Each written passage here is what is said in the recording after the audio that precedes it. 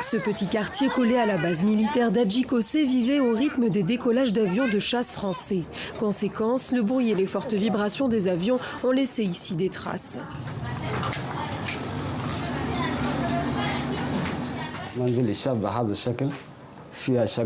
Ma maison est comme ça, avec des fissures partout.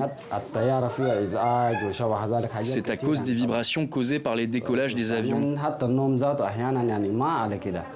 Le bruit nous empêchait de dormir, mais surtout toutes les maisons ici sont comme ça, cassées et remplies de fissures.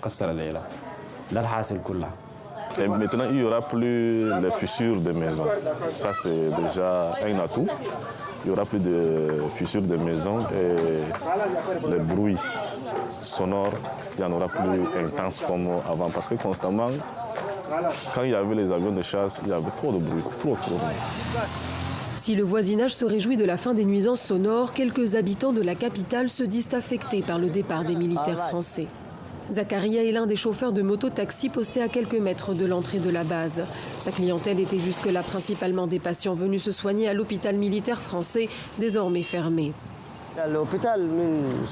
Depuis la fermeture de l'hôpital, on n'a plus ces clients qui venaient de loin. Donc c'est devenu difficile de travailler et d'avoir une entrée d'argent. Que Dieu nous aide. Une centaine d'artisans sont eux aussi touchés par la fermeture de la base d'Adjikosé.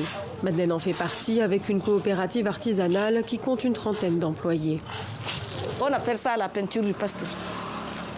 Les dessins là sont dessinés dans les grottes. On a fait filmer ça et puis on reproduit sur nos tissus là. On brode ça. Pendant plus de 20 ans, Madeleine allait vendre sa marchandise 2 fois par semaine au marché artisanal installé au sein même de la base militaire. Il y aura quand même un manque à gagner. Parce que la vente ne sera pas comme avant. Samedi, on devrait être là-bas. Et jusqu'à le soir, on va avoir quelques marchés. Mais aujourd'hui, depuis le matin, il n'y a rien ici. Donc, je ne sais pas qu'est-ce que l'État va nous proposer comme alternative.